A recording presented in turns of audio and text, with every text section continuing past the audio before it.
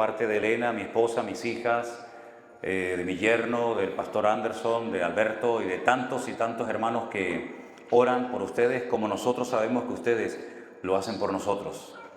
En este momento tenemos las 2 menos cuarto de la madrugada en las Islas Canarias, y la verdad es que lo que más nos cuesta a veces es adaptarnos un poco al cambio horario.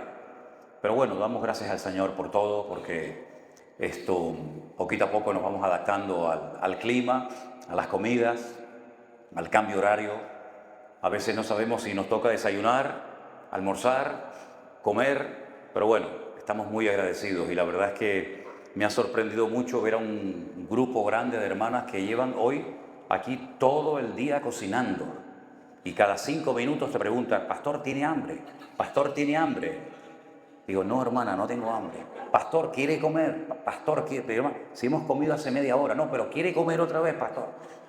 No sé si ustedes quieren que vayamos más gordos o no sé qué es lo que tienen entre manos, pero estamos bien, estamos bendecidos. Me acompaña el hermano Armando, que es el hermano que trabaja detrás de las cámaras, para hacer posible que los devocionales, el pastor online, los cultos y tantas cosas que hemos subido en estos últimos años, pues ustedes puedan disfrutar de ellas. Y también me acompaña un hermano que se llama Luis, que también ha venido para colaborar con nosotros y ayudarnos. Yo quiero que ellos levanten la mano en alto y le demos un aplauso a ellos también. Dios les bendiga. Gracias, hermanos. Gracias. Gloria a Dios. Estamos muy contentos de ver cómo el Señor ha bendecido esta obra, de ver cómo el Señor le ha dado crecimiento. Tienen un lugar realmente hermoso. Valórenlo, cuídenlo y úsenlo única y exclusivamente para la gloria del Señor. La iglesia, lamentablemente, de unos años a esta parte se ha convertido en una pasarela para que algunos que dicen que cantan y algunos que dicen que tocan, pues puedan lucir sus dones y talentos, y de esa forma impresionar a las multitudes, ¿no?, de lo bien que cantan y de lo bien que tocan sus instrumentos. Y algunos utilizan la iglesia para encontrar a ese hombre que llevan tantos años buscándolo y no aparece, o a esa esposa, ¿no? Pero la iglesia no se diseñó para todo eso. Lamentablemente la iglesia se ha corrompido con los pasos de los años, y para algunos es una fuente de ganancia. Pero la iglesia del Señor es lo más sagrado que está en este mundo. Y lamentablemente a veces como pastor paso auténtica vergüenza ajena de ver a personas que no se toman en serio la casa de Dios, la iglesia del Señor. Y por eso muchas veces los inconversos se burlan de los cristianos. Y por eso muchas veces la gente no quiere saber nada de las iglesias, ni de los pastores, ni de los cristianos, ni de nada, porque han visto tanto mal testimonio y tantos malos ejemplos, que muchos dicen: si ustedes son cristianos y viven así, yo no quiero saber nada de ese Dios ni de esa iglesia. Pero yo espero que esta congregación que el Señor ha levantado y ha sustentado hasta el día de hoy aquí en Tierra Alta sea un ejemplo a esta ciudad, y que la gente diga: no, esa gente es diferente. Y esa gente mantiene su testimonio dentro y fuera de la iglesia. No ponen una carita de niños buenos y de santurrones en la iglesia, y luego cuando salen por las puertas de la iglesia pues son igual o peor que los inconversos, sino que la gente pueda decir: no, estos jóvenes son diferentes, estos matrimonios se aman y están unidos, esta gente son verdaderamente gente honesta, gente respetuosa, gente que ama a Dios. Yo he estado observando en estos días que he llegado desde las Islas Canarias algunas de las cosas que aquí se dan exactamente igual que en Europa. Y hermanos, la maldad, dice la Biblia, que va a ir en aumento. La maldad se ha desatado en todas las naciones de la tierra de una forma terrible. La presión que reciben los jóvenes universitarios cristianos, los jóvenes, los adolescentes, los niños en las escuelas es terrible. Cosas que hasta hace poco tiempo eran pecado y estaban mal vistas, hoy en día están bien vistas y apoyadas y financiadas por los políticos y los gobernantes de turno, ¿verdad? Y parece como que nos tenemos que sentir avergonzados de nuestra fe, y parece como que somos gente rara y una especie en peligro de extinción, y decir en una universidad que yo no creo en una evolución, sino en una adaptación de las especies. Yo creo en un Dios creador, parece como que uno tiene que ocultarlo, ¿no? Porque parece como que se van a burlar o a reír de ti. El verdadero cristiano nunca ha sido querido por la sociedad, no se olviden de eso. Nosotros no esperamos que la gente nos aplauda y le caigamos bien a todo el mundo. El cristianismo verdadero, la palabra de Dios verdadera, tiene que confrontar y tiene que ir en contra de la corriente de este mundo. Hoy nos llevaron a un río que ustedes tienen cerca de aquí y quiero decirles que hay un pez, uno solo en toda la creación, que después de pasar unos años en el mar, algo le pasa en su interior que decide remontar el río para ir al lugar donde nacieron, y es el salmón. El salmón es un pez que nace en el río, pasa un tiempo en el río, se fortalece y todo su metabolismo cambia de una forma extraordinaria para poder adaptarse al agua salada. Y después de unos años, cuando él sabe que ha llegado el momento de reproducirse y de morir, lucha contra corriente y llega o intenta llegar al mismo lugar donde nació años atrás. Todos los peces van a favor de la corriente, menos el salmón, que lucha para ir a un lugar a reproducirse y a morir. Y en cierto sentido, nosotros los cristianos deberíamos de ser así, porque vamos en contra de la corriente de este mundo. Todos mienten, nosotros no apoyamos la mentira, sino somos defensores de la verdad. Todos roban, todos manipulan, todos hacen cosas malas y horribles. Nosotros queremos ir en contra de todo eso, porque sabemos lo que le agrada y lo que le desagrada a nuestro Dios. Amén, hermanos. La iglesia no es un lugar donde venimos solamente para ser bendecidos y para pasar un rato entretenido. La iglesia es una escuela. La iglesia es un lugar donde Dios quiere tratar con tu carácter y podar y arrancar de tu vida cosas que a lo mejor nunca te has dado cuenta que tenías ahí adentro, que han marcado un estilo de vida, una personalidad, pero el Señor quiere tratar contigo. Y espero que en esta noche, mientras escuches la palabra, estés atento y dejes que el Señor haga una obra en tu corazón. Sé que algunos de ustedes han hecho un gran esfuerzo por venir aquí. Sé que algunos de ustedes han conducido durante muchas horas y han gastado del dinero de su bolsillo para poder estar esta noche en este lugar. Yo sé que el Señor va a hablar a través de su palabra. Aprovechemos esta oportunidad, queridos hermanos. Cierra tus ojos un momentito. No te dejes distraer por nada ni por nadie. Y pídele al Señor en lo más profundo de tu corazón que te hable y te ministre. Y que cuando vayas a tu casa esta noche a comer, a dormir o lo que sea, tú puedas decir, hoy mi Señor me habló. Y yo sé lo que el Señor quiere de mi vida. Y sé los cambios que Él quiere producir en mí, Señor. Te pedimos, Señor, que nos hables a través de tu hermosa palabra. Que tú abras nuestros corazones, que estemos atentos a tu voz. Y que tu Espíritu Santo tome esta palabra, Señor, para traer madurez y crecimiento espiritual que tanta falta tenemos de ella. Ayúdanos, Señor, a estar pendientes. Queremos oír tu voz, Señor, y queremos que tú te glorifiques en medio de tu pueblo en esta noche. En el nombre de tu amado Hijo Jesús, Señor. Amén y amén. La iglesia virtual no aparece en la Biblia, porque la iglesia virtual tiene como base no solamente la palabra de Dios, sino la tecnología. Y la tecnología que tenemos hoy en día, los cristianos no la tuvieron en los tiempos bíblicos. Tenían otros sistemas para difundir el evangelio, como por ejemplo las cartas, el boca a boca. Pero hoy en día tenemos unos medios tremendos.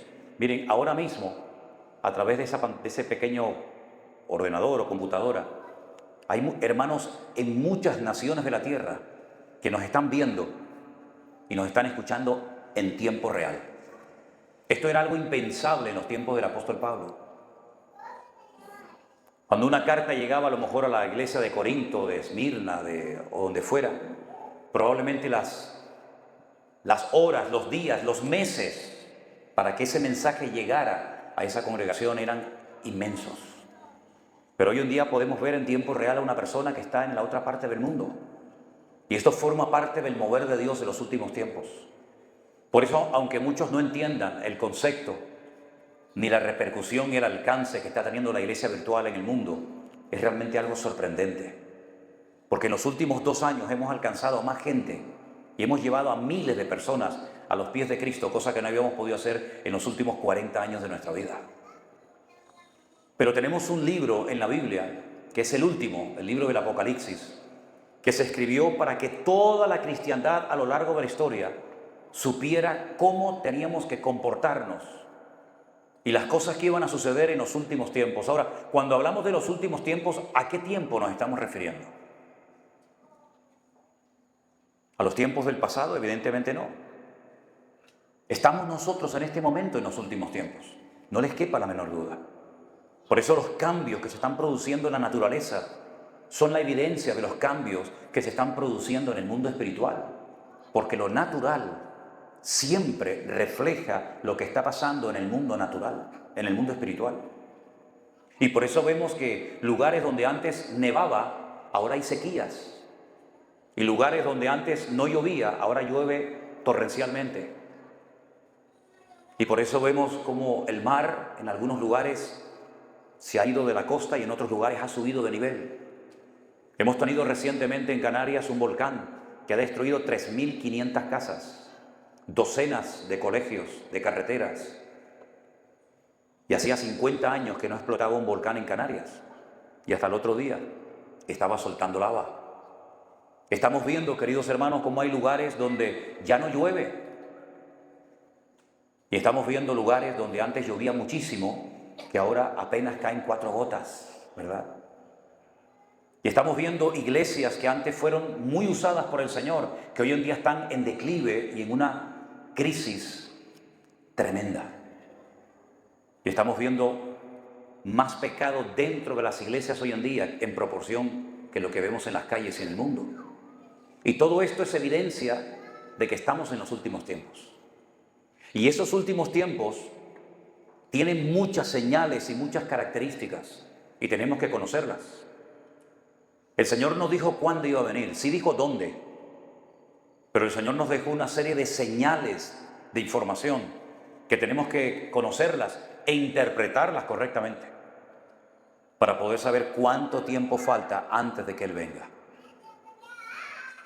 Cuando me vaya de Colombia, llegaré a casa y estaré 3 días. Y a los 3 días me voy a Israel. Y estaré allí un tiempo.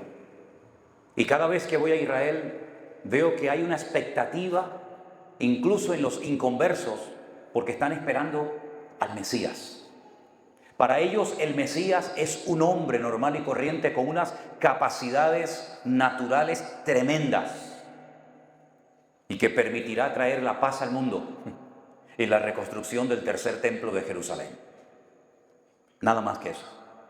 Sin embargo, cuando Juan escribe el libro del Apocalipsis, él manifiesta aspectos de la naturaleza, de la esencia del Señor Jesucristo que en ninguna otra parte de la Biblia encontramos. Fue tan grande la manifestación del Señor en la isla de Patmos a Juan que dice la Biblia que cuando él lo vio cayó al suelo como muerto. Aquel hombre que se atrevió a recostar su cabeza en el costado del Señor Jesucristo, cuando lo vio de esa forma tan espectacular, dice que casi se muere y cae a sus pies. Y el Señor tiene que poner su diestra, su mano derecha sobre él y decirle: Juan, no temas, tranquilo. Y le da una revelación increíble de las cosas que van a ocurrir en un periodo de tan solo 7 años. Porque el libro del Apocalipsis en gran medida es la historia de los últimos 7 años del planeta Tierra. Y por eso el número 7, que es un número que habla de perfección, de plenitud, aparece repetidamente a lo largo del libro. 7 iglesias, se habla de los 7 espíritus de Dios, las 7 trompetas, los 7 sellos, las 7 copas de la ira, etcétera, etcétera. Y vemos que el Señor escoge 7 iglesias que no existen hoy en día ninguna de ellas, pero que en aquellos tiempos eran iglesias grandes y conocidas. Y a través de ellas nos da un mensaje a nosotros hoy en día. Podríamos hablar, créame, semanas, años acerca de este hermoso libro. Pero hay varias cosas que yo quisiera destacar acerca de lo que a Dios no le gusta que ocurra en la iglesia.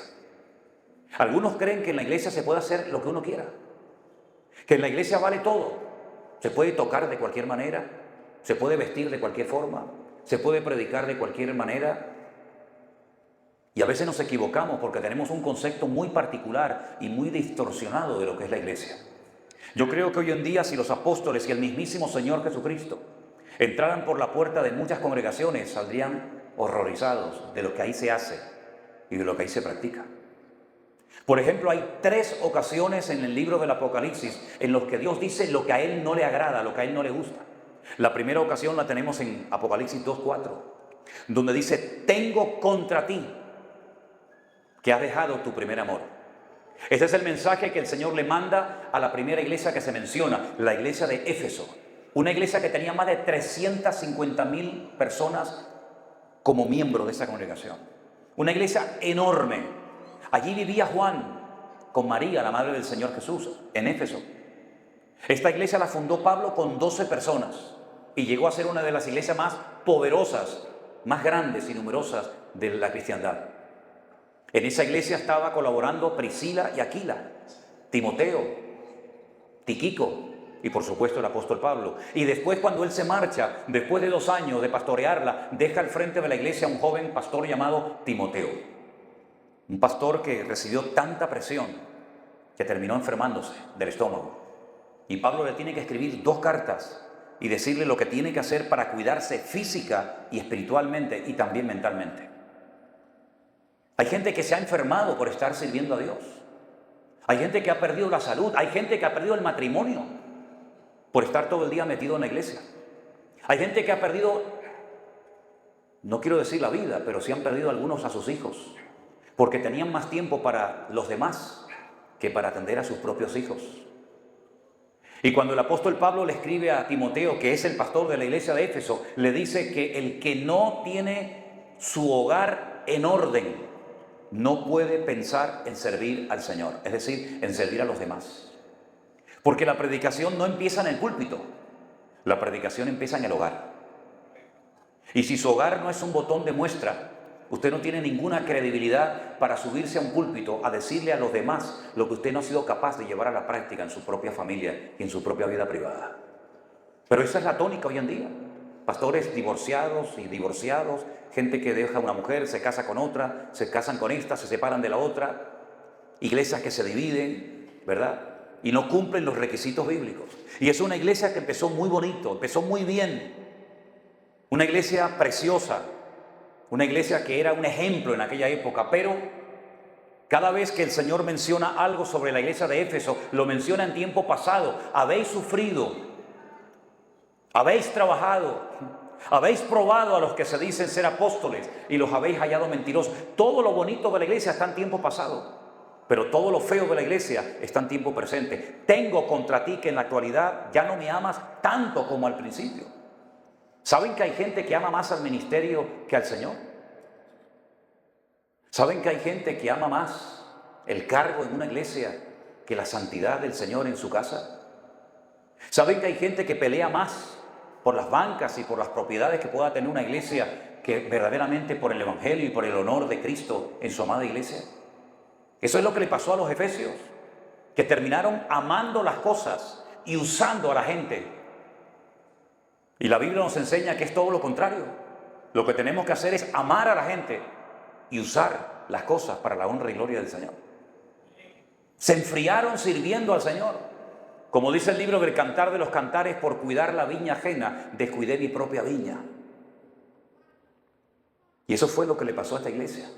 Tengo contra ti que has dejado, lo tenías, pero ya no lo tienes, tu primer amor. ¿Cuál es tu primer amor? ¿Qué es lo que tú más amas en esta vida? ¿Tu casa, tu coche, tus instrumentos, tu ropa, tu deporte? ¿Qué es lo que más amas en esta vida? Porque dice la Biblia que lo que amas, allí estará tu corazón. Y donde está tu corazón es donde estará tu tesoro. ¿Qué es lo que más amas en esta vida? En Israel los niños aprenden a leer y a escribir con la Biblia en casa antes de ir a la escuela. Y lo primero que aprenden es un versículo que en hebreo dice: Shema Israel, Adonai Eloheinu, Adonai Echad. Y se aprende todo ese capítulo donde dice en español: y amarás al Señor tu Dios con toda tu alma, con todo tu corazón y con todas tus fuerzas. Lo repiten por la mañana, por la tarde, por la noche, por la mañana, por la tarde y por la noche. todos los días de su vida.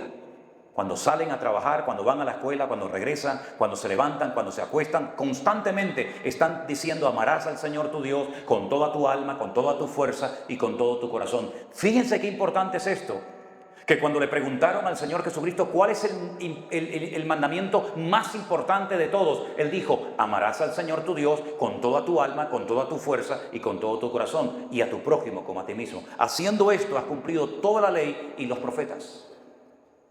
Y este fue el problema de la iglesia de Éfeso, que habían dejado de amar al Señor. Ya el Señor no era lo primero. Y el Señor dice: yo tengo en contra de la iglesia que yo ya no soy lo primero en la congregación. Y qué fácil a veces es enredarnos en activismos, en cosas, ¿verdad? Y olvidarnos que nuestra prioridad es amar a Dios. Y cuando dejamos de amar al Señor, nos convertimos en cristianos materialistas. Y recurrimos a la oración y recurrimos al Señor solamente para pedirle que nos ayude a pagar las deudas, a pagar y a comprar esto o aquello. Y recurrimos al Señor como si fuera una especie de supermercado donde hacemos la lista de las cosas que yo quiero, que ni siquiera consulto al Señor a ver si son de su agrado, de su voluntad o no. Y ese fue el problema de la iglesia de Éfeso, una iglesia que entró en una dinámica, en un montón de actividades, pero que ya no amaban al Señor. ¿Tú amas al Señor? ¿Cuántos aman aquí al Señor? Esa pregunta, ¿saben que el Señor se la hizo a Pedro? Le dijo el Señor a Pedro: Pedro, ¿tú me amas? Y Pedro le dijo: sí, Señor, ¿tú sabes que yo te amo? Le dijo: sí, pues apacienta mis corderos. Y la segunda vez le hizo la misma pregunta: Pedro, ¿tú me amas? Y le dijo: sí, Señor, ¿tú sabes que te amo? Pues apacienta mis ovejas. Y la tercera vez, cuando le hizo la misma pregunta, dice que Pedro se entristeció. Porque cuando en hebreo se pregunta 3 veces una cosa es porque es algo muy en serio. Y Pedro se dio cuenta de que lo que el Señor le estaba pidiendo era el amor de los amores.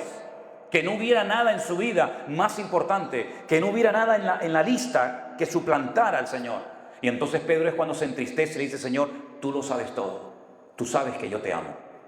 Y es entonces cuando el Señor le da a Pedro una profecía que se cumplió después de unos años. Le profetizó cómo iba a morir. Yo creo que ninguno de los que estamos aquí, no lo sé, por lo menos yo, no sabemos cómo vamos a morir, ni dónde, ni cuándo, no lo sabemos. Pero Pedro sí sabía cómo iba a morir. Pedro sabía que él iba a morir de anciano, con una edad avanzada, crucificado en una cruz. Él no iba a morir de un infarto, él no iba a morir de viejo, él no iba a morir de un accidente, ahogado en alta mar, él iba a morir crucificado. Y para más detalles, cuando llegó el momento de su crucifixión en Roma, pidió que le crucificaran con la cabeza para abajo y los pies para arriba, porque dice que no era digno de morir como su maestro. Él había dicho que amaba al Señor. Pues si amas al Señor, tienes de alguna forma que demostrarlo. No con palabras, sino con hechos. Amén, hermanos. Ese era el problema de la iglesia de Éfeso, que ya no amaban al Señor como tenían que haberle amado siempre. ¿Amas al Señor? Entonces, ¿por qué dudas si amas al Señor? ¿Saben que el amor es la fuerza más poderosa del universo? Dice la Biblia que de tal manera amó Dios al mundo, que dio a su Hijo unigénito para que todo aquel que crea en Él no se pierda, mas tenga vida eterna. Fue el amor de Dios lo que hizo que se desprendiera por primera vez en la historia de su amado Hijo Jesús, sabiendo que lo iban a crucificar, sabiendo que lo iban a maltratar y clavar en una cruz. Fue el amor lo que hizo que Dios le dijera a su Hijo: ve a la tierra y muere por la raza humana, aunque no van a aceptarte la mayoría de ellos. Fue el amor de Dios lo que hizo que buscara a Adán y a Eva cuando estos se escondían de su presencia, porque recién habían pecado. Fue el amor de Dios el que motivó a ir a Galilea caminando para decirle a Pedro: tú me amas, Pedro. Es el amor lo que mueve la rueda del universo. Ninguno de nosotros estaríamos aquí ni siquiera vivos si no fuera por el inmenso y maravilloso amor de Dios. Probablemente algunos de nosotros estaríamos muertos si Dios no nos hubiera amado con la magnitud y con la repercusión con la que nos ama. Por eso, mis queridos hermanos, el apóstol Pablo entendió este concepto del amor y dijo: ahora permanecen la fe, la esperanza y el amor. Estos tres, pero el mayor de ellos es el amor. Porque en el cielo no vamos a necesitar profetizar ni predicar, ni siquiera la fe la vamos a necesitar en el cielo, pero el amor de Dios permanecerá por la eternidad, porque Dios es amor. Gloria a Dios. A otra iglesia el Señor la confronta y le dice: tengo contra ti unas pocas cosas. Apocalipsis 2:14. Vamos a ver qué es lo que tenía el Señor en contra de esta iglesia.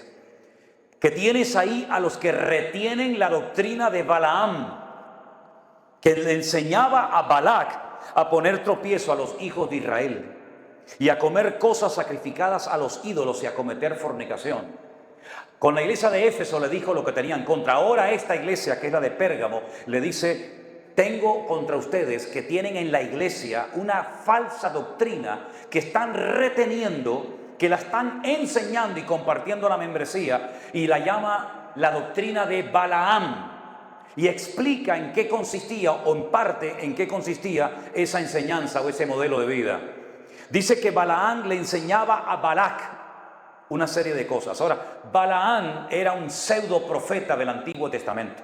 No era un judío, no pertenecía a ninguna de las tribus de Israel, pero era un pseudo profeta, un pagano que creían los reyes de la época, uno de ellos Balac, que tenía poderes adivinatorios y poderes de maldecir a pueblos.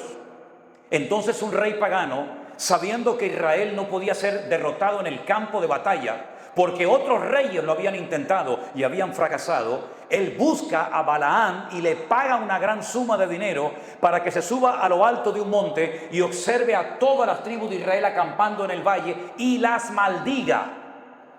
Y dice la Biblia que Balaam aceptó el dinero, subió a lo alto de un monte e intentó maldecir al pueblo de Israel. Pero cuando intentaba maldecir al pueblo de Israel, resulta que salían por sus labios palabras de bendición. Y Balaam se enfadaba porque le decía: yo no te he contratado para que bendigas a este pueblo, sino para que los maldigas. Y entonces lo volvió a intentar una segunda vez y una tercera vez, y fue imposible maldecir al pueblo de Dios, porque no hay ningún arma forjada que tenga éxito contra el pueblo de Dios. Y el Señor nos protege de lo que sabemos y de lo que ignoramos, de lo que vemos y de lo que nunca veremos. Y por eso podemos dormir en paz y vivir en paz, porque el Señor nos protege de noche y de día. Y por eso dice la Biblia que la doctrina de Balaam consistía en aceptar dinero y utilizar tu supuesto don o talento para hacer una mala utilización de un supuesto don, en este caso el de profecía. La Biblia dice que no tenemos que utilizar nuestros dones para ganar dinero con ellos, sino para servir al pueblo de Dios y a honrar y alabar a nuestro Dios. Pero muchas personas utilizan los talentos, sus dones, para llenarse los bolsillos y vivir a costa de las ovejas. Y en vez de dar la vida por las ovejas, son las ovejas las que tienen que dar la vida por el pastor, cuando es al revés. Ustedes no tienen que dar la vida por el pastor. Esa no es su obligación. Pero la obligación de cualquier pastor es sí dar su vida por las ovejas, si es necesario hacerlo. Por las ovejas, no por las cabras.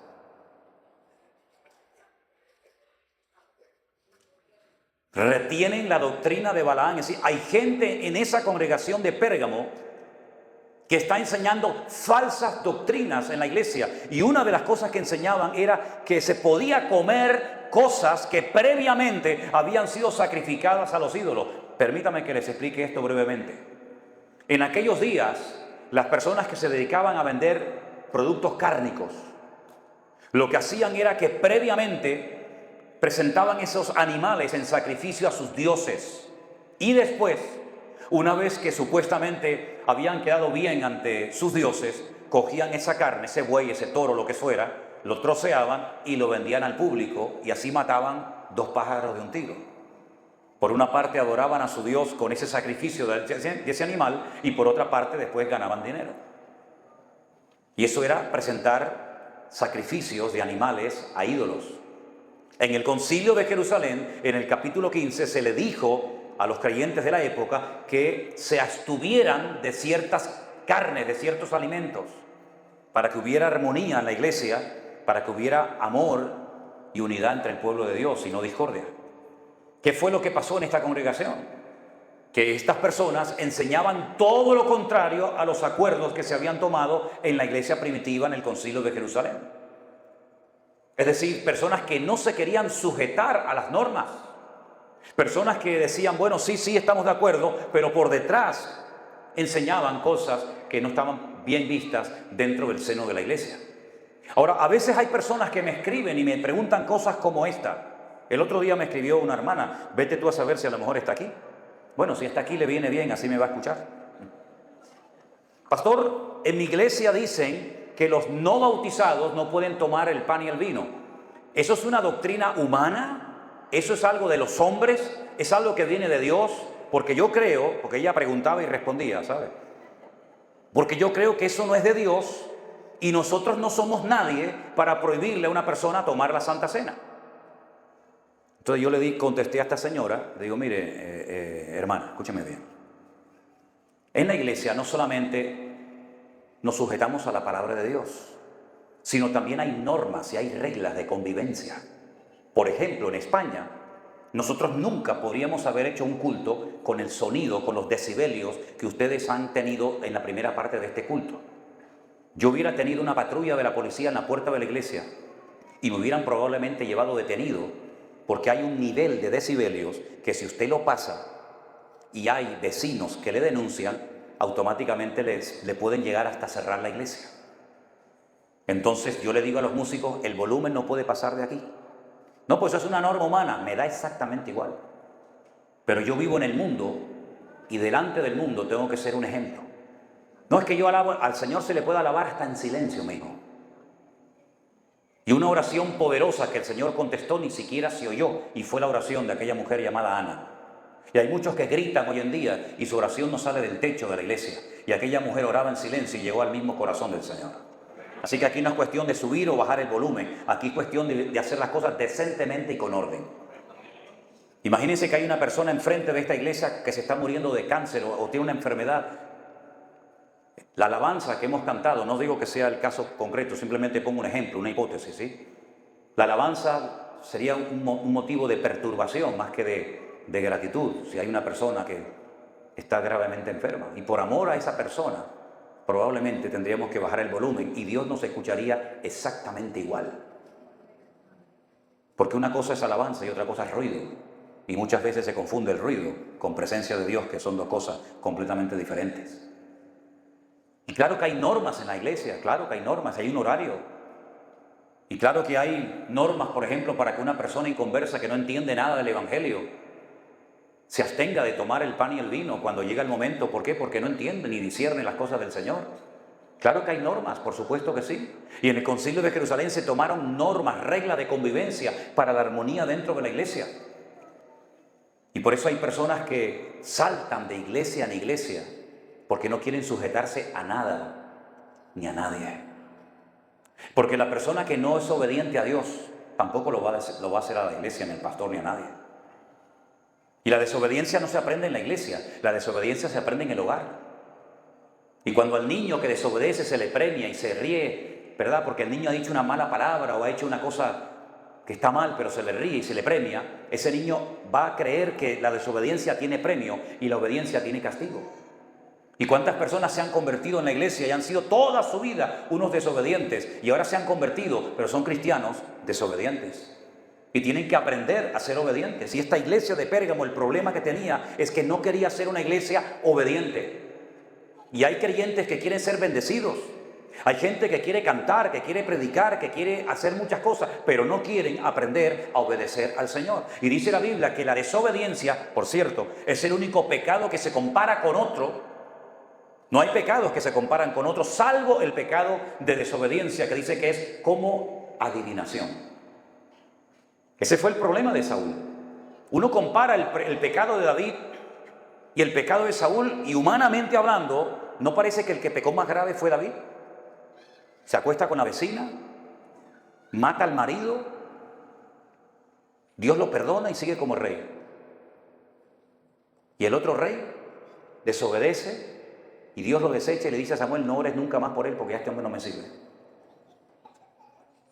Es que Dios no soporta la desobediencia. Es que Dios no le va a permitir a nadie que desobedezca y que se llame cristiano y que lleve su nombre y le deshonre. Porque la desobediencia Dios nunca la va a respaldar y Dios nunca la va a bendecir. Y por eso el Señor le dice a la iglesia de Pérgamo, tengo contra ustedes que ustedes no quieren ser una iglesia obediente. ¿No dice la Biblia en Hebreos que por lo que padeció, aprendió obediencia? Es que lo dice literalmente el versículo. ¿Y de quién está hablando ahí el autor? Del Señor Jesucristo. Se lo vuelvo a repetir. Y por lo que padeció, aprendió obediencia. La obediencia hay que aprenderla, no puede ser una asignatura pendiente en tu vida. No puede ser una asignatura pendiente en los jóvenes de la iglesia. Bueno, son jóvenes, dicen algunos. Como son jóvenes, parece que tienen licencia para ser desobedientes. Pues no, señor. Si tú te acostumbras a ser un joven desobediente, serás un adulto desobediente y serás un cristiano que deshonra al Señor. No empieces a aprender a ser obediente con 40 años, porque a lo mejor no vas a aprender. Se aprende a ser obediente desde la cuna. Se aprende a ser obediente desde temprana edad, para que cuando llegues a un cierto nivel y edad en tu vida, no te cueste decir, amén, Señor, estoy dispuesto a ir a donde sea, comer lo que sea, o ir a donde tú me digas. ¿Por qué? Porque he aprendido, he interiorizado que lo que agrada al Señor es un corazón obediente, como el de Cristo, que era obediente. Hasta el punto que en el huerto de Getsemaní le dijo al Padre, Padre, no se haga mi voluntad, sino tu voluntad. Y él sabía que la voluntad del Padre era morir. La voluntad del Padre no era salvarlo de la muerte. La voluntad del Padre es que le clavaran una corona de espinas en la cabeza y le arrancara la piel de la espalda a latigazos y sufriera la humillación más humillante que un ser humano puede experimentar. Él sabía que esa era para él en ese momento la voluntad del Padre, pero dice que fue obediente hasta la muerte y muerte de cruz. ¿Cómo llegó a ese nivel de obediencia? Bueno, porque dice que siendo igual a Dios, no se aferró, ¿verdad?, a sus derechos divinos, sino que renunció a todos sus derechos. Y dice la Biblia que se humilló y se humanó, se hizo hombre y se anonadó, se despojó de toda su gloria. Y dice que fue obediente hasta la muerte y muerte de cruz. Por lo tanto, Dios el Padre lo exaltó hasta lo sumo y le dio un nombre que es sobre todo nombre, para que en el nombre de Jesús se doble toda rodilla de los que están en el cielo, en la tierra y aún debajo de la tierra. Y toda lengua confiese que Jesucristo es el Señor, para gloria de Dios Padre. Él descendió y el Padre lo exaltó hasta lo sumo. Aleluya. Obediente hasta la muerte y muerte de cruz. Por el contrario, Satanás, que es la desobediencia personificada, dijo, subiré, me sentaré en el trono de Dios.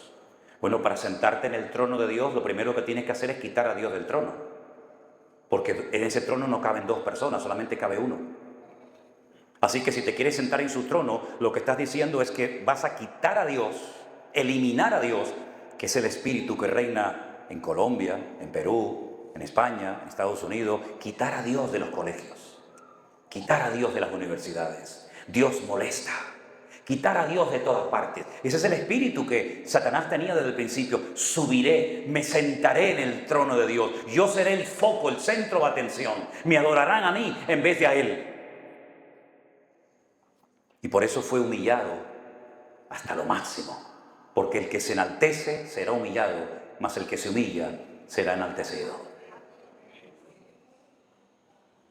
Una iglesia que no quería ser obediente, que llegó a comer cosas sacrificadas a los ídolos, y cuando tú le abras la puerta a un pecado, no se queda ahí tu pecado, ¿sabes? No se queda ahí. Es como el que comienza a consumir drogas.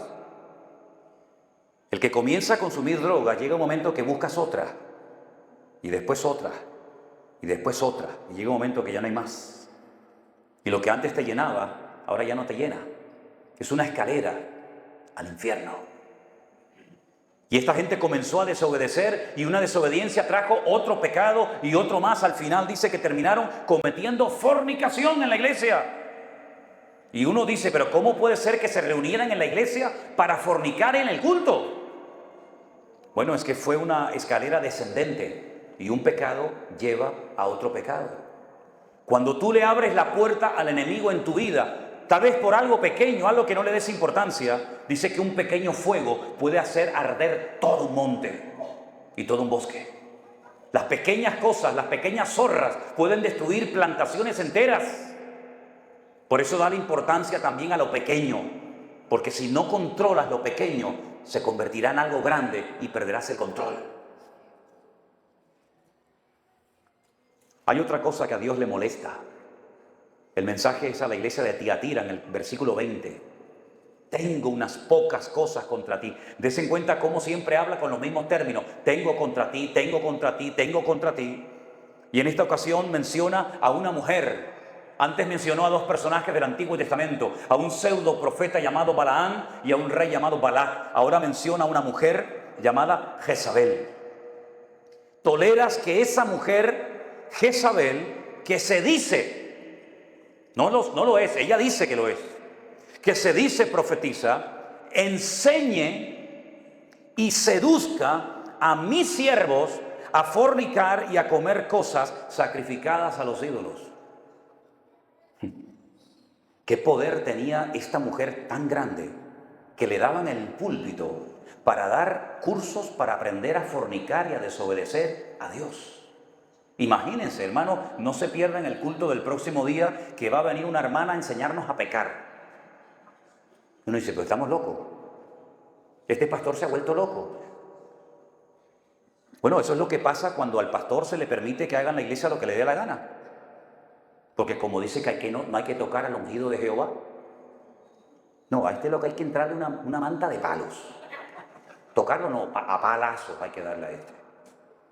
Porque esta señora llamada Jezabel llegó a ese nivel de influencia destructiva en la iglesia porque el ángel de la iglesia, que en este caso era el pastor, le había tolerado, le había permitido a esta señora, que ella dice que era profeta, a que enseñara a fornicar a los siervos del Señor y otra vez a romper las normas de convivencia, como era comer cosas sacrificadas a los ídolos. Ahora, los comentaristas dicen que a lo mejor no se llamaba realmente Jezabel, sino que la comparan con aquella mujer perversa del Antiguo Testamento llamada Jezabel. ¿Quién era Jezabel? Jezabel era una mujer de Fenicia, no era judía, que se casó con un rey llamado Acab. Y el rey Acab llegó a ser el hombre más perverso que jamás ha existido, un rey terrible. Pero dice que esta mujer, su esposa Jezabel, lo incitaba a pecar. Ella le enseñaba a pecar, y dice la Biblia que llegó a despilfarrar la fortuna del reinado promocionando el culto falso a Baal. La historia de verdad de los profetas de Baal que fueron, digamos, degollados en el monte Carmelo, todo eso, ¿verdad? Esta mujer llamada Jezabel estaba ejerciendo una mala influencia dentro de la iglesia y utilizaba, haciendo un mal uso de falsas profecías para engañar al pueblo de Dios. ¿Cuánto daño ha hecho las falsas profecías en las iglesias? ¿Verdad? ¿Se dan cuenta que muchos de los que se llaman hoy en día se llaman apóstoles o profetas, no son ni una cosa ni otra? Dios te va a bendecir, Dios te va a prosperar, vas a ser grande, Dios te va a llevar a las naciones. Cuando estuve en Estados Unidos ahora en el mes no sé cuándo fue, en junio creo que fui, se me acercó una hermana, yo estaba en la cola, había un buffet al final, teníamos que ir con el plato a comer, y yo estaba en la cola, y se me acercó una hermana y cuando me vio, ¡ay! Y empezó así como a temblar, ¿no? Y yo digo, tranquila, no te pongas nerviosa. ¡Ay, pastor! Digo, tranquila, no te pongas nerviosa. Sí, porque no sé, le entra la chiripioca a una gente, parece que ven, y a mí esas cosas no me gustan nada. Y entonces me puso la mano así en el hombro y empezó, Señor, tú dices a tu siervo, digo, espere un momentito, yo la paré.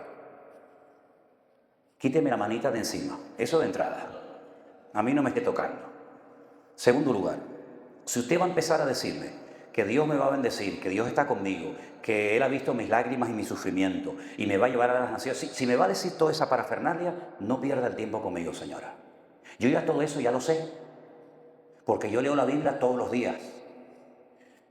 Y además que lo estoy viviendo todos los días en carne propia.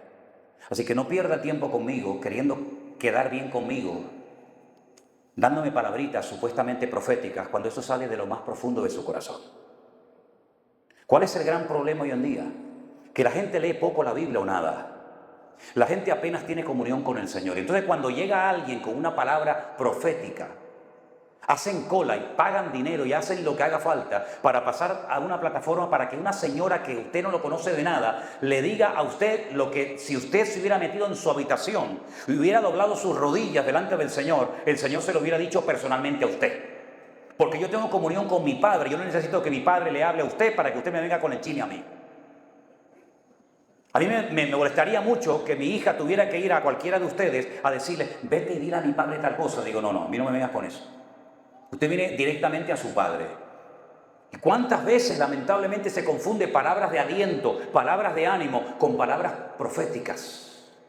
Y esta señora, pseudo profeta como Balaam, intentaba crear una expectativa en la congregación. Mire, una de las profecías que me dieron a mí, cuando Elena, mi esposa, la única que tengo, por cierto. No, porque hace poco me dijeron que hay un pastor por ahí que tiene 16 esposas. Digo, wow, madre mía. Ese no es el problema. El problema son las 16 suegras que tiene. Pero cuando Elena estaba embarazada de mi primera hija, llegó una hermana muy bien intencionada. Yo no pongo en tela de juicio las intenciones, pero el fin no justifica los medios. Y entonces le puso la mano encima de la cabeza a mi mujer y le dice, hermana, yo veo que tiene un niño morenito. Y yo creo que el Señor lo hizo a propósito. Tuvo una niña rubia, blanca como la leche. Vamos a ver, a mí me da igual si tengo niño o niña, lógicamente, otra cosa no. Pero si tengo niño o niña, me da igual si es rubio, moreno. Bueno, vamos a ver. Si sale negro es otra cosa, porque con todo mi respeto, si me sale un niño negro y el vecino de arriba es negro, tenemos un serio problema, ¿me entiendes? Pero siempre y cuando entre dentro de una normalidad, de verdad, de una gama de colores más o menos, ¿verdad? Dentro de lo que uno es, pues todo está bien. Pero hermano, no seamos ingenuos. No seamos ingenuos. La mayoría de las supuestas profecías que se dan hoy en día, muchas veces no son profecías ni nada. Porque ¿sabe lo que ocurre? Al profeta en el Antiguo Testamento no se le ponía la lupa, no se le podía cuestionar, porque era la voz de Dios, porque no había Biblia.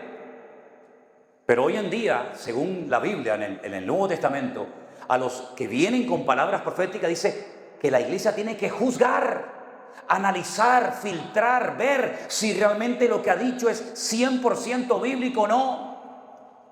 Cuando hace muchos años hubo una guerra en el corazón de Europa, en los Balcanes, en la antigua Yugoslavia, vino una señora muy renombrada y conocida a nivel mundial con un don profético tremendo, y ella dijo en público que en esa guerra España, sobre todo Cataluña, sería bombardeada y morirían tanta gente en España que vendría un avivamiento porque los españoles caerían de rodillas buscando al Señor.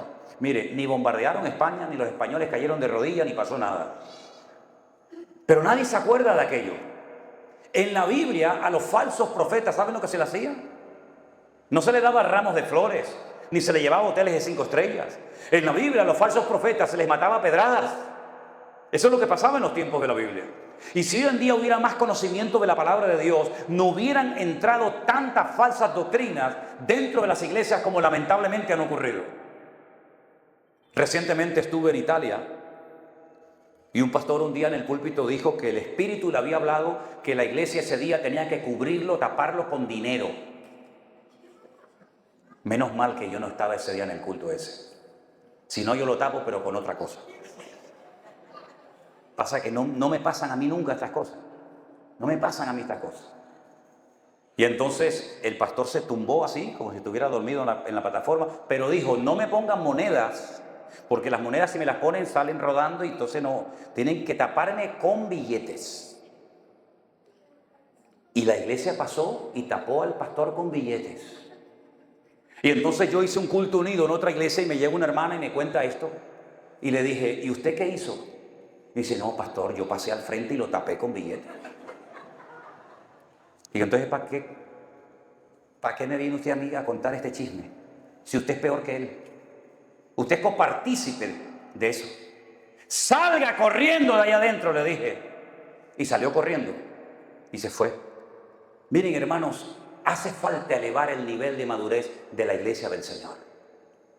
Dice la Biblia que los judíos, cuando oían al apóstol Pablo predicar, comparaban, indagaban, escudriñaban las escrituras para ver si lo que ese hombre, que no conocían de nada, les enseñaba la palabra o eran cuentos. Y la Biblia dice que alaba a esos hombres diciendo que eran más nobles que los de Tesalónica, porque cada día escudriñaban a la luz de las Sagradas Escrituras si lo que el apóstol Pablo les enseñaba era Biblia o eran cuentos. Y eso es lo que tenemos que hacer hoy en día. Por eso en nuestro ministerio, el Centro Evangélico Vida Nueva, enfatizamos tanto: lean la Biblia, lean la palabra, escudriñen las Escrituras. No dependan de un púlpito, no dependan de una predicación de un domingo, sino sean autodidactas. ¿Por qué se creen ustedes que Dios metió a millones y a millones de cristianos en todas partes del mundo en las casas durante meses? ¿Para que vieran la televisión? ¿Para que se rascaran la panza? No, para que tuvieran tiempo para orar, para comparar a la luz de las Sagradas Escrituras si lo que estaban oyendo en sus congregaciones era realmente bíblico o no lo era. Y Dios utilizó aquel tiempo para que muchos que hacía años que no leían la Biblia, que decían: pastor, no tengo tiempo porque yo trabajo mucho de sol a sol y cuando llego a casa llego cansado, tuvieron tiempo para leer la Biblia. Y por ahí el Señor comenzó a utilizar aquellas cositas que comenzamos a hacer de una forma muy sencilla allí en las Islas Canarias, y comenzamos a confrontar y a romper mentiras y viejas estructuras. Y entonces la gente, cuando terminó el confinamiento, se dieron cuenta de que habían sido engañados, manipulados en sus respectivas congregaciones, y se produjo una revolución espiritualmente hablando. Y en aquellos días nosotros decidimos seguir predicando a sillas vacías. Yo no sé cuántos de ustedes vieron aquellos cultos de marzo del 2020, de abril del 2020. Algunos, ¿verdad? Créame que muchas veces, yo se lo confieso ahora, ya han pasado casi 3 años. Yo les confieso que muchas veces estuve tentado a pararme, de dejar de predicar, porque yo no tenía ningún punto de referencia. El punto de referencia de un pastor en un culto es el público, es la congregación. Pero yo no tenía ningún punto de referencia. Unas cámaras ahí que se encendían, que nuestro hermano Armando las controlaba desde su casa. Pero yo no tenía una computadora, yo no tenía cifras, yo no tenía nada. Y yo predicaba por fe, a sillas vacías. Pero el Señor en aquel tiempo nos preparó, nos entrenó, nos usó. Y nos hemos dado cuenta de que aquellas sillas sí estaban vacías. Pero un día, me acuerdo un domingo cuando estuve a punto de decir: corta, no, vamos a dejar, nadie está viendo esto es una locura. A los pocos días, y conocí a esa hermana en Estados Unidos, en este viaje que hice recientemente, una hermana que durante mucho tiempo no sabía quién era, mandó un mensaje y decía: pastor, si en algún momento usted está predicando y siente que nadie les está viendo, que nadie está pendiente de lo que ustedes están transmitiendo, quiero que sepa que ese momento, ese día, es cuando más gente le está siguiendo. Aquello sí que vino de parte del Señor, ¿saben? Aquello sí que vino de parte de mi Dios. Porque me dio una fuerza y un deseo de hacer aquellos cultos a puertas cerradas sin que nadie nos viera. Claro, nosotros pensábamos que iba a ser un domingo, 2, 3 como mucho. Aquello era eterno, aquello no terminaba nunca. No podíamos salir a las calles salvo los que teníamos perro. Y como yo tengo un perro, me dio la vida porque salía por la ciudad a pasear al perro. Ahora el perro estaba agotado. Lo sacaba por la mañana, por la tarde, por la noche, por la mediodía. Los vecinos te llamaban: me alquilas el perro media hora para salir a la calle a pasear al perro. Los perros estaban, ya no daban más los pobrecitos. Algunos sacaban perros de trapo, de peluche para engañar a la policía y los arrastraban así. La gente desesperada. Pero después nos dimos cuenta de que efectivamente el Señor estaba respaldando su iglesia. Porque lo hermoso de todo esto, de todo lo que ha ocurrido, de cientos y miles de personas, que después nos hemos dado cuenta que estaban ahí atrás, que la obra no la ha hecho nadie. La obra no la ha hecho una denominación, la obra no la ha hecho un hombre, la obra la ha hecho el Espíritu de Dios, utilizando el poder más grande que existe, que es el poder bendito y poderoso de la palabra de Dios. Fuerte ese aplauso a Él, aleluya. Dios es bueno. ¡Y a su nombre! ¡Y a su nombre! ¡Gloria a Dios! ¡Aleluya!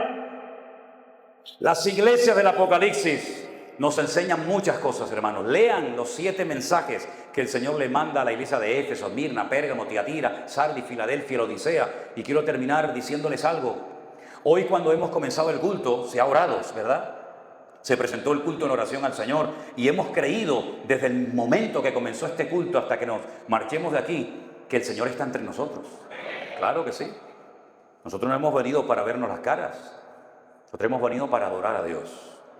Pero la última iglesia, la última que se menciona en el libro del Apocalipsis, que es la iglesia de Laodicea, comenzó el culto y el Señor no estaba en la iglesia. Ahí aparece ese versículo tan conocido que muchos cristianos se aprendieron de memoria. He aquí yo estoy a la puerta y llamo. Si alguno oye mi voz y abre la puerta, entraré a él, cenaré con él y él conmigo, ¿verdad? Entonces, ¿a quién le cantaba esa gente? Lo habían dejado fuera, metafóricamente hablando, y habían comenzado el culto y el Señor no estaba en la iglesia. Lo mismo que le pasó a José y María, que se fueron a Jerusalén a celebrar la fiesta y volvieron de la fiesta rumbo a donde ellos vivían, a Nazaret. Y dice la Biblia que José, pensando que el niño estaba con María y María pensando que el niño estaba con José, pasaron 3 días hasta que se dieron cuenta de que no estaba ni con uno ni con otro y habían perdido al niño. Y tuvieron que volver marcha atrás a Jerusalén y el Señor Jesús estaba en el templo volviendo loco con preguntas y respuestas a los doctores de la ley. Lo perdieron y no se habían dado cuenta. Lo mismo le pasó a Sansón. Se acostumbró a pecar y a pecar y a pecar hasta que dice la Biblia que el Espíritu de Dios se fue de él y no se había dado cuenta. Lo mismo le pasó a Saúl, que se apartó el Espíritu del Señor de él y no se había dado cuenta. Y lo mismo le pasó a la iglesia de Laodicea. Incluso llegaron a presumir y dijeron, nos hemos enriquecido, de ninguna cosa tenemos necesidad. Y el Señor, cuando confronta a la iglesia, emplea calificativos durísimos y les dice, ustedes son pobres, ciegos, desnudos, miserables, desventurados. Habían perdido el olfato, el discernimiento espiritual.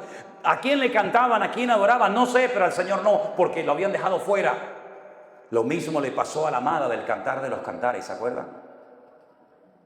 Que dice la Biblia que se había lavado los pies y estaba acostada. Y a medianoche llega el amado y toca a la puerta. Amada mía, paloma mía. Lo que todos le decíamos a la mujer antes de casarnos con ella, ¿se acuerdan? Ahora es cuerva, cuervo, buitre. Antes era paloma, gorriona mía. ¿Qué le parece? Antes era el lunar, ahora es la verruga. Ay, Señor. Y entonces ella dice que oyó la voz. Dice y se estremeció. Oyó la voz de su amado y se estremeció toda. Y el amado le dijo, ábreme, quiero entrar a tener comunión contigo. Y ella le dijo, no, me acabo de lavar los pies. Si me levanto, me los ensucio, me los mancho otra vez. No merece la pena mancharme por ti, amado.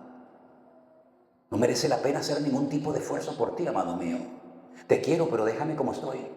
Y entonces el amado se va. Y entonces ella se percata del error terrible que ha cometido y se levanta y abre la puerta y su amado no estaba.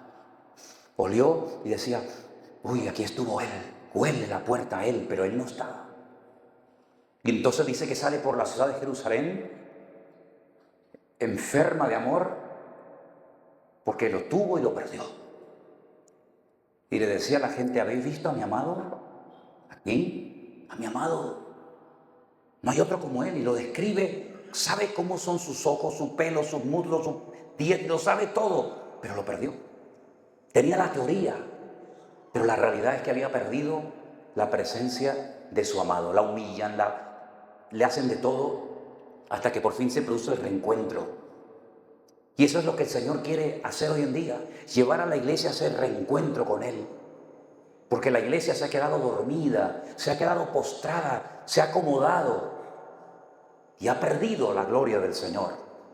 Se ha quedado con hermosos templos muertos y vacíos, con hermosos equipos de sonido, cámaras, radios, televisiones, lo que ustedes quieran.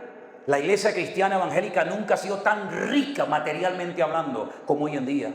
Hoy en día tenemos barcos, tenemos aviones, tenemos helicópteros, tenemos templos, tenemos de todo. Pero ¿y la presencia del Señor? Está siempre la presencia del Señor entre nosotros. Porque hay muchos lugares donde ya el Señor ya no va. Y creen que le cantan al Señor, pero ya nuestro Dios no se siente cómodo en ese sitio. Así que me gustaría que en esta noche cerraras tus ojos y le hicieras esta pregunta al Señor. Tal vez nunca te has atrevido a preguntarle esto. Señor, ¿tú tienes algo en contra? Algo que tienes que señalar y decirme, eso no está bien.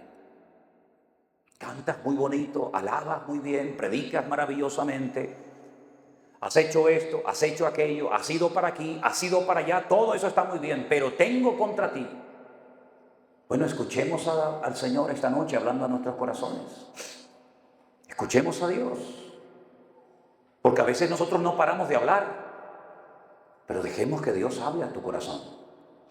Y ahí donde estás, escucha la voz audible de Dios, ese silbo apacible que te puede indicar en este momento que ese pecado, ese vicio, esa atadura que tienes en tu vida, es lo que te está impidiendo crecer y desarrollarte como hijo, como hija de Dios. Señor, en esta noche hemos escuchado tu palabra. En esta noche hemos analizado a la luz de la palabra tuya el estado deplorable de algunas iglesias de aquella época. Y hemos visto, Señor, cómo tú conoces lo bueno y lo malo de nuestras vidas, lo bueno, lo malo, lo positivo y negativo de las iglesias. Y te pedimos humildemente en esta noche, Señor, muéstranos las cosas de nuestra vida que no te agradan. Porque queremos cambiar y queremos dejarlas y queremos vivir en orden y en obediencia y en santidad total para ti, Señor. Habla, Espíritu Santo, en nuestros corazones, en nuestras vidas. Glorifícate tú en nosotros hoy, Señor. Que nadie salga de aquí, de este lugar, ni los hermanos que están en sus hogares viendo este culto, sin abrir su corazón sinceramente delante de Dios y pedir en arrepentimiento genuino perdón a Dios por el tiempo perdido, por los pecados cometidos, por los malos pensamientos, las malas decisiones y un largo etcétera. Te lo pedimos, Señor, en esta noche en el nombre de tu amado Hijo Jesús. Y ahora, sin nadie mirar a nadie, sin nadie mirar si aquel se levantó o no, yo quiero que única y exclusivamente se pongan de pie los que en esta noche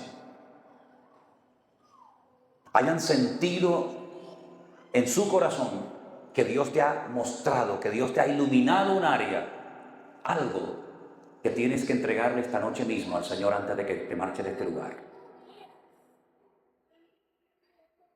Y ahí puestos de pie vamos a orar juntos al Señor, pidiéndole al Señor que arranque hoy para siempre ese vicio, ese pecado que no has podido controlar hasta el día de hoy.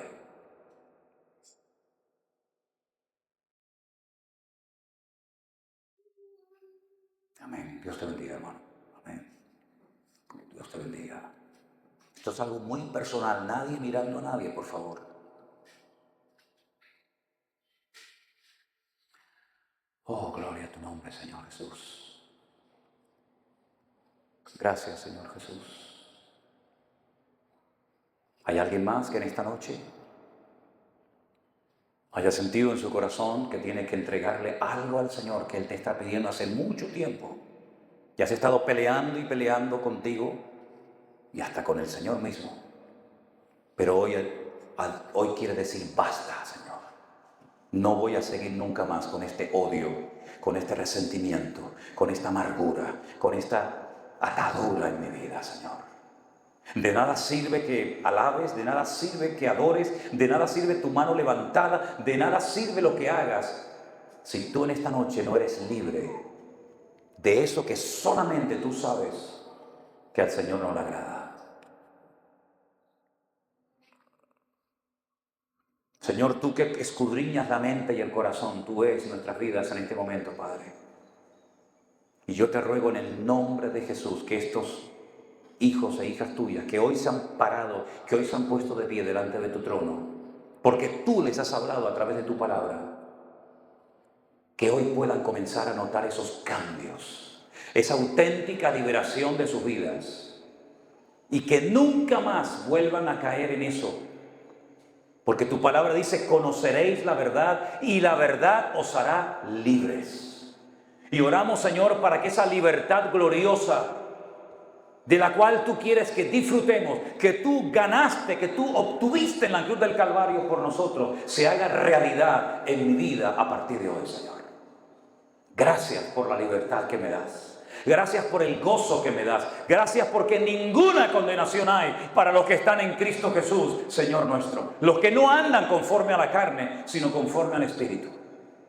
Señor, hoy ponemos delante de ti esto que tú conoces, Señor, para nunca más ser esclavos de eso que te ponemos hoy a tus pies. Y yo quiero que digas conmigo: Señor Jesús, te doy muchas gracias porque tu libertad me acompañará todos los días de mi vida. Y gracias y gloria te doy porque soy libre en el nombre de Jesús. Amén y amén. Denle ese fuerte aplauso al Señor en esta noche. Aleluya. Pónganse de pie todos y denle ese aplauso fuerte al Señor. Aleluya. Gracias, Señor. Somos libres, libres para alabarte, libres para servirte. En el nombre de Jesús. Alabado sea tu nombre, Dios. Gloria a tu nombre, Señor. Gracias, Padre. Aleluya. Quiero que saludes a tu hermano más cercano, que le des un abrazo y le diga: hermano, disfruta de tu comunión y de tu relación con el Señor. Aleluya. Dios les bendiga, mis queridos hermanos. Amén.